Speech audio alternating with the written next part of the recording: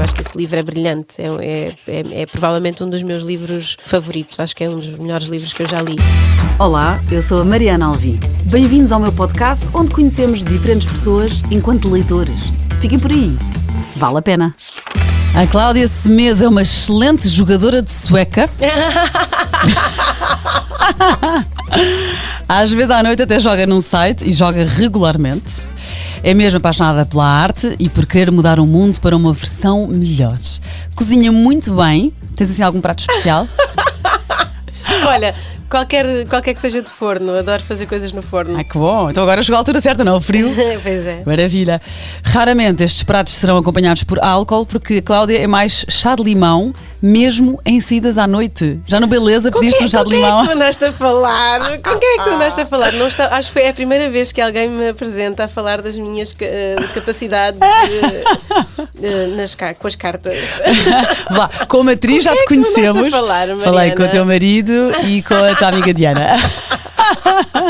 Não aguento. O chá de limão foi a Diana que estava a dizer. Verdade. Vamos ir à noite, estávamos no Beleza e ela foi, nem podemos estar num restaurante e ela até pode estar a comer moelas que pede um chá de limão. Pois isso também aconteceu e ainda hoje é motivo de conversa e de gozo, porque fomos a seguir a uma peça, fomos comer qualquer coisa e eu pedi umas moelas e um chá de limão. Faz-me sentido. E o vinho, não, a acompanhar. Eu não sou de vinhos, não sou mesmo de vinhos. Posso até pedir um vinho, de vez em quando armo-me esperta, para parecer uma senhora crescida, assim, para fechar, fechar um contrato, assim, para brincar aos adultos, peço um copo de vinho, mas fica na moral a noite inteira. Aquece. Fica na moral a noite inteira, porque não é que não goste, mas não me dá para aí. Sim. Não me dá para aí. Mesmo. Como com a cerveja não consigo, mas no vinho gosto. Nos jantares de grupo há mais uma. Nunca quer estar só a conversar, tenta sempre implementar jogos e dinâmicas ao estilo verdade e consequência. Ai, não aguento, isso é a Diana, isso é a conversa da Diana.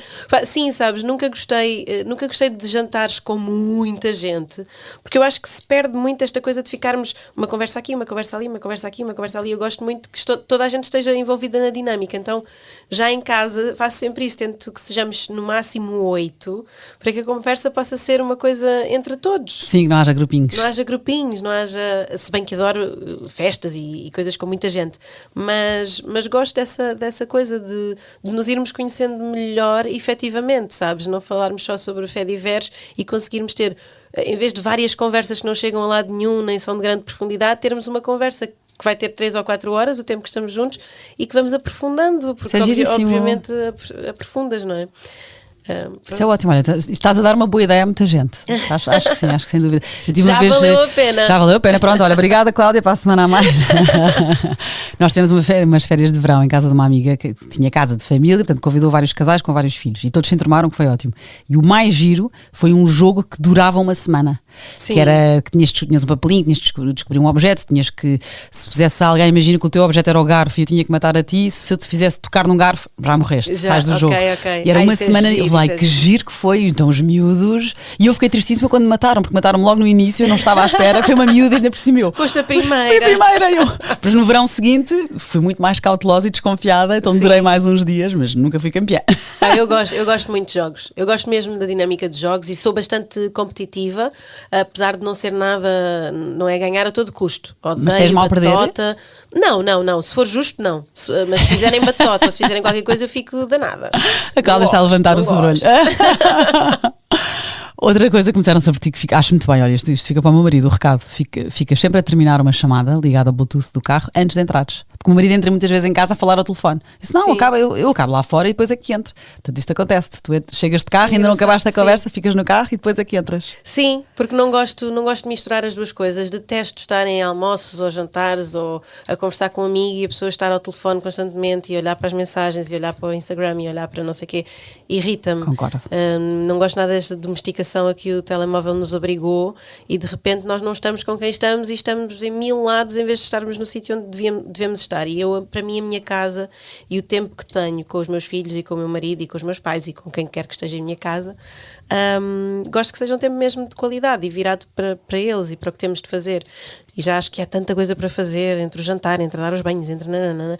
Se eu ainda tiver de ficar ao telefone e acabar coisas de trabalho, chateia-me. Acho que é outro bom exemplo, porque eu também tenho isso, às vezes vou almoçar, tenho uma amiga em específico que eu nunca tive coragem de lhe dizer, mas vamos almoçar, e se o meu telefone toca, eu agora estou a almoçar contigo, depois ligo de volta. Ou é urgentíssimo, digo, olha, dá-me só um minuto, desculpa, nem que seja, olha, estou a almoçar, já te ligo. E a minha amiga atende chamadas de amigas que não têm esse tempo para matar saudades ou para... E de repente, não é fixe. São 15 minutos. Não é nada fixe. Não. Boa, fica aqui também este bom recado. Amiga da Mariana, tenhas encaixado. Coitadinha, só de vez em quando, mas sim, não consegue largar o telefone, pronto, é viciada. Adoras dançar, estás sempre pronta para dançar, mas também és caseira. Estás sempre bem vestida no Instagram, mas no dia a dia o que tu gostas mesmo é de um fato de treino, mas fica linda na mesma. Totalmente verdade. Mas sim, assim por baixo, roupa confortável, só favor. Não, porque na verdade o Instagram para mim, como acaba por ser um bocadinho uma ferramenta de trabalho, eu não tenho muito esta coisa das redes sociais, não é? As redes sociais nasceram depois de nós e eu não tenho muito esta dinâmica de ir postando a minha vida e o que eu faço, então posto muito coisas de trabalho.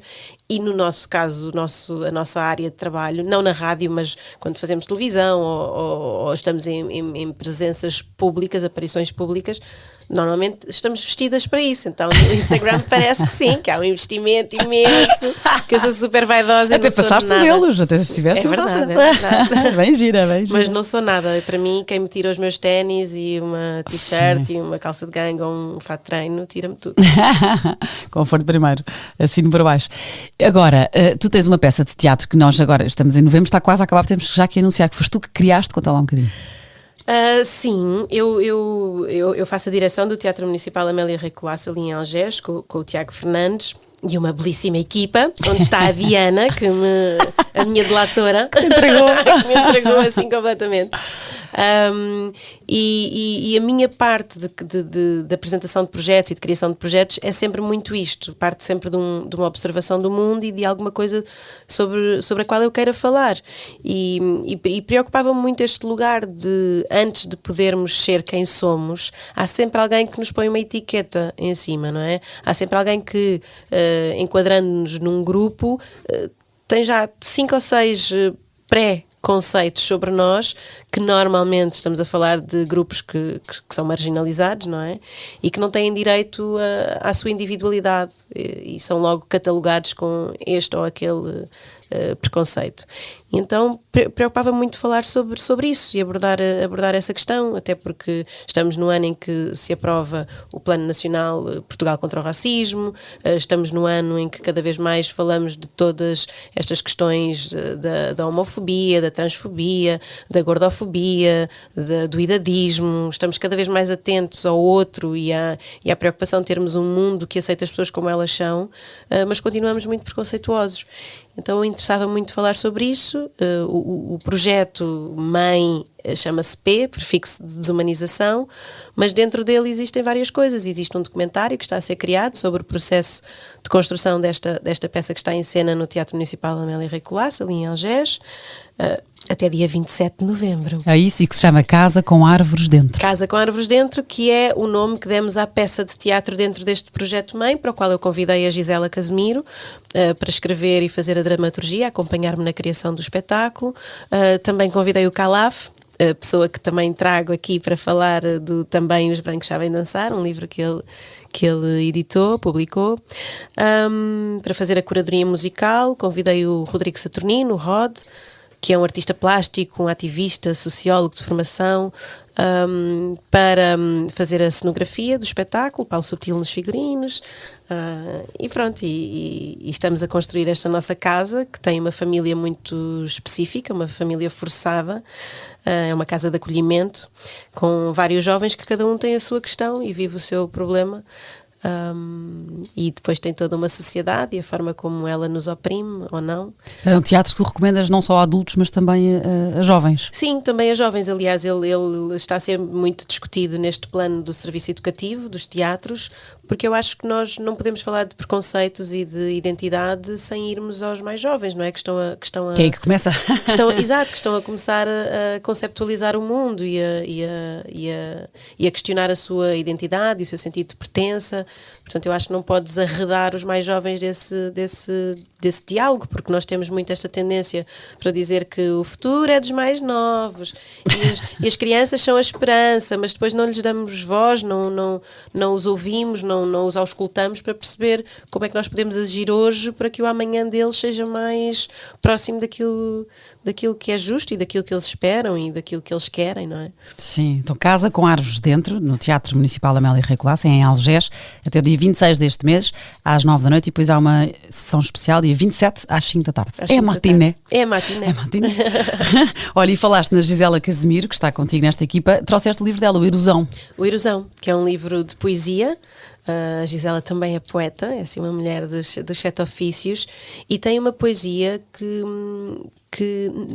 normalmente eu gosto de coisas muito alegres e que me levam para um caminho de pensamento, mas a partir de algo que é muito positivo. E como o nome indica, não é? Erosão. A Gisela parte de um outro lugar e parte de um lugar de fraturas que me despertou de uma forma como eu nunca pensei que me despertasse, porque eu normalmente fujo um bocadinho a esse lugar de desconforto no pensamento, mas ele é super necessário, não é? Ele é super necessário. E a forma como ela escreve, a forma como ela nos faz mergulhar nesses lugares de quebra, de abismo, de queda, mas também de construção, é muito sublime e por isso trouxe-a comigo. Até porque é uma pessoa que me está a dar muito prazer descobrir e descascar aquelas camadas todas, que é uma mulher cheia de camadas, portanto acho que precisava de a trazer comigo. Que bom, o livro chama-se Erosão, é da Gisela Casimiro, e há aqui uma descrição gira que diz: são pequenas receitas para a sobrevivência que Gisela partilha connosco. A ironia, a esperança, o doce de tomate da mãe, as sardas da pele de alguém ou a relação íntima com o que a transcende. Sim, ela tem uma visão sobre as coisas. Eu acho que é muito o lugar do poeta, não é? Esta coisa de olhar para uma coisa e ver muito mais do que são as suas linhas gerais, não é? E ela tem esse olhar, e esse olhar vê-se. Ela também é artista plástica e faz uma série de coisas. E esse olhar vê-se até nas fotografias que ela tira durante os ensaios, sabe? Está com o mesmo telemóvel que nós, mas o ponto de vista é tão diferente. É tão diferente. É muito giro. Erosão, Gisela Casimiro. Outro livro que tu me trouxeste, Ingenuidade, Inocência e Ignorância, da Raquel Lima. Sim, porque também é outra mulher que admiro. E eu acho que isto é importante, trazermos. Eu tive este cuidado de querer trazer, não só, mas também e principalmente, de querer trazer pessoas que admiro, que ainda estão cá para as podermos homenagear. E continuar a seguir, não é? Sim, e pessoas até com quem temos a possibilidade, não é? Porque vivemos em Portugal, não é assim um país tão grande, e acabamos por nos cruzar um bocadinho todos neste meio artístico, e quis trazer pessoas que admiro, que tive a oportunidade de conhecer, e que têm um trabalho que é muito incrível. Ingenuidade, Inocência e Ignorância. Isto também são poemas, mas há um áudio disto? Há um áudio disto, porque isto faz parte dos audiolivros da Boca, que é um projeto da Ariana, que é muito, muito especial, que são livros que têm sempre o registro áudio. Com isto remete à nossa infância. Não sim, é? Nós tínhamos também os patinhos e os salários. As nossas músicas infantis haviam CD no livro. José Barata Moura. E eu conheci a Raquel por causa da Teresa Coutinho, que me desafiou a lê-la para o Clube dos Poetas Vivos. Que giro nome. E depois iniciámos assim uma relação um bocadinho mais próxima, porque a Raquel está na origem também da UNA, que é a União Negra das Artes, da qual eu faço parte, e a Gisela Casimiro também, e daí a nossa ligação. E ela é uma poeta de mão cheia. E isto, sabes, eu tive dificuldade em encontrar Ingenuidade, Inocência e Ignorância, da Raquel Lima. Isto é no fundo uma antologia, não é? São 10 anos, está aqui 2009, 2019. Isto tem distribuição normal, estes livros que tu me trouxeste? Boca de incêndio. É uma boa pergunta. É uma boa pergunta, porque não te sei responder, mas sei que, contactando a Boca, a Ariana faz chegar os livros a todo lado. Não sei se ele tem distribuição noutros pontos de venda. Podemos perguntar à FNAC se vende os livros da Boca. Não tenho a certeza, mas facilmente através do online ou através do telefone, como nós fazíamos antigamente, ligávamos para os sítios. É muito fácil. Agora é online encontrar. através do telefone. Sim, boa. Ingenuidade, inocência e ignorância. Não sei se queres que leia qualquer coisa. Queres que leia isso era o máximo. E te digo mesmo, são 24 poemas selecionados de uma década de escrita irregular. E pronto, e aqui estão alguns deles, porque os nossos corpos transportam histórias, culturas e saberes, memórias que ganham dimensão pela performance. É também um audiolivro, lá está. Então lê lá, sim, Cláudia, olha, vou-te ler bom. aqui um muito curtinho, mas que eu acho assim muito impactante. Chama-se Planeta África. Sou afrodescendente, afrodisíaca, afrodiaspórica, afroconsciente, afrofuturista, afro-resiliente, afro-não condescendente. Gostaria que a África não fosse um prefixo inconsequente, que fosse um planeta em vez de um continente. Que bonito! É bonito e é forte, e ela não tem medo das palavras e não tem medo de olhar para a realidade e questioná-la e traduzi-la e reinventá-la de vez em quando. Ou propor coisas tão simples quanto estas, não é? Quanto esta. Simples e nada simples. E pronto, e é um mulherão. Cada palavra que diz parece que tem um peso diferente das palavras normais e eu gosto muito dela. Boa. Gosto mesmo muito dela. Ingenuidade, Inocência e Ignorância, da Raquel Lima. E depois trouxeste um livro que já não é poesia, já é, enfim, na verdade é uma utopia, mas já tem enredo. Uma utopia que é o último livro do Aldous Huxley, que escreveu o muito conhecido e muito famoso O Admirável Mundo Novo, que é uma distopia. E ele acaba com uma utopia, anos mais tarde, que é A Ilha. Sim. Gostaste muito? Gostei muito. Eu, para mim, os livros importa-me sempre muito este lugar de questionamento do ser humano e das suas ambiguidades e das suas contradições e da sua inquietação e da sua insatisfação. E este livro que nos propõe uma utopia e que depois mistura com as pessoas que vêm de fora e que têm outras perspectivas e que querem alterar e que querem alterar normalmente para usufruto próprio, não é? E como isso vem estragar um bocadinho, ou seja, somos nós que estamos entre nós e o lugar da utopia, e eu acho isso brilhante. Eu acho que esse livro é brilhante, é provavelmente um dos meus livros favoritos, acho que é um dos melhores livros que eu já li. Que bom, sabes que O Admirável Mundo Novo, no episódio 47 deste podcast, a Joana Paz de Brito escolheu esse livro, que é a tal distopia, e esta utopia, uma ilha mesmo, passa-se numa ilha onde se pretende realmente um mundo perfeito. Sim, é uma ilha que tem um sistema completamente diferente do sistema que nós conhecemos, com crenças completamente diferentes, com estares completamente diferentes, e que de repente vem uma pessoa de fora. É sempre por causa de algo valioso que os sítios têm, não é? Seja minério, tem sempre a ver com esta questão das matérias-primas e de querermos extrair dos sítios mais do que aquilo que precisamos. A ganância, a ambição. Sim. E fala um bocadinho sobre isso, sobre como alguém de fora, que tem uma visão não vivida do lugar, se deixa ou não condicionar por ele, quer alterá-lo ou não, e como é que isso resulta? Estou a tentar aqui com bicos de pés para não ser spoiler, mas é um livro que me fez pensar muito, que me fez irritar-me com a nossa existência, apaixonar-me pela nossa existência, perder-me na nossa existência, e acho que é um livro que toda a gente devia ler. Que vale a pena. Vale muito a pena. No fundo é o que diz aqui, é que entre a ganância e a avidez dos homens é o que pode condenar comunidades pacíficas, como Pala, que é esta tal ilha que fala no livro.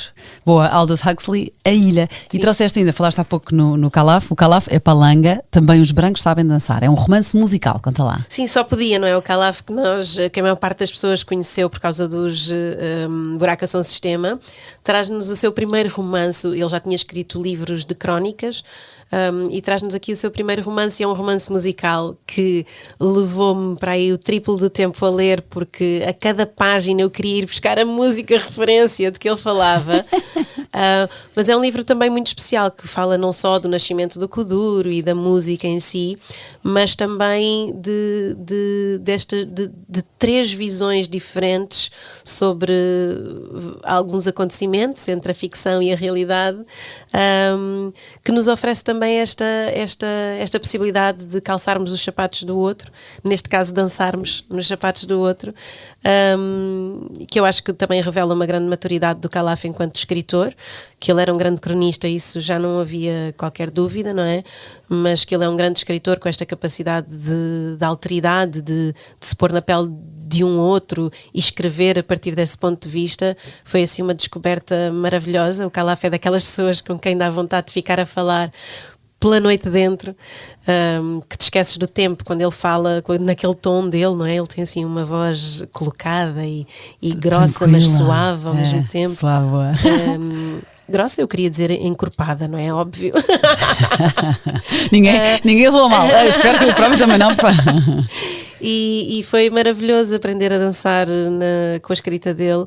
Foi mesmo muito, muito especial. Acho também uma provocação muito interessante a que ele faz com este título de também os brancos sabem dançar, porque normalmente nós racializamos o outro, não é? E o branco nunca está racializado, e eu acho que esta provocação também é inteligente e parte de um lugar que ele também tem muito de questionamento. Que bom, olha, estão aqui várias citações na contracapa. O José Eduardo Agolusa diz: o Calaf Palanga volta a reinventar-se e a surpreender com um primeiro romance cheio de swag e swing. Um romance musical divertido e corajoso. Depois continua. O Miyakoto diz também: alma nómada, Calaf viaja entre a África e a Europa, entre a música e a escrita, entre a periferia e o centro. Depois estou aqui a saltar um bocadinho e diz: vale a pena este convite para sairmos de nós. É. Fantástico. É mesmo, porque ele é como se ele fizesse um zoom out da situação em si e de repente oferecesse várias perspectivas sobre a mesma situação. E isso é de mestre, não é? Sim, um romance musical quase parece possível. Sim, e quase parece é um facto, mas parece um elogio também, não é? Sim, um romance musical. Sim. Boa. Também os brancos sabem dançar, do Calaf Palanga. Entretanto, há aqui uma pergunta que eu costumava fazer neste podcast e deixei de fazer há muito tempo, mas vou-te fazer, que é uma história da tua vida que dava um capítulo ou dava um livro. E tu tinhas uma amorosa, muito querida.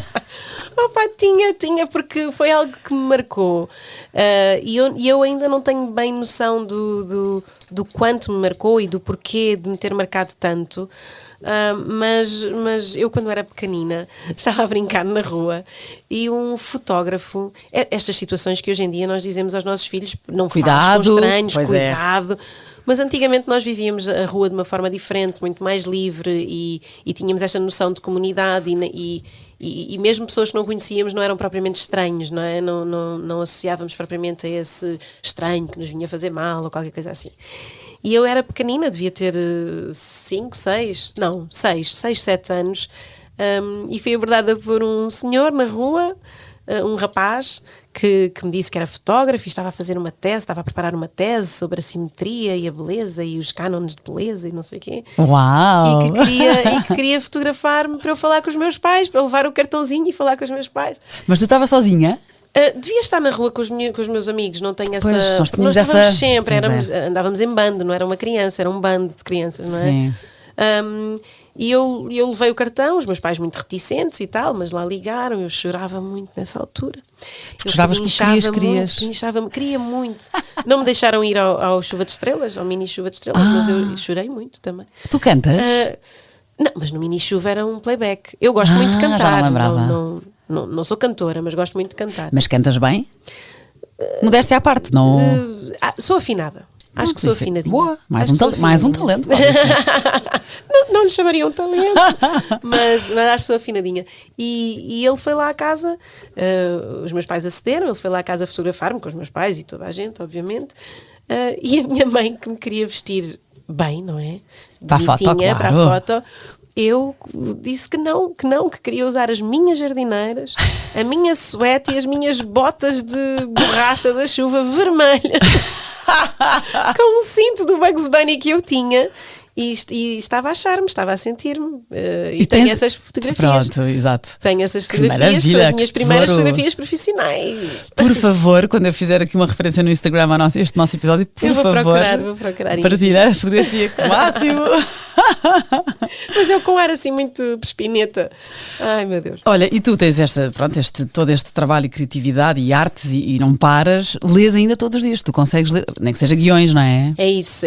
Eu leio todos os dias. Sim, porque leio para os meus filhos à noite, mantivemos esse hábito desde sempre, de todas as noites lemos quando eram mais pequeninos cantava uma canção, agora que são mais crescidos já leio livros, com a Alice então devoramos livros, as duas, vamos lendo capítulo a capítulo. Ela tem que idade, a Alice? A Alice vai fazer 10. Pois, já pode ela ler também. Ela já lê, exatamente, mas fazem programa conjunto. Sim, mas eu acho que ela gosta muito desta coisa de lermos acompanhadas, irmos acompanhando a leitura, então vamos lendo uma para a outra e temos esse ritual à noite, portanto todos os dias eu leio, depois leio guiões, leio muitos guiões, vou escrevendo guiões, vou revendo guiões, vou criando guiões, enfim.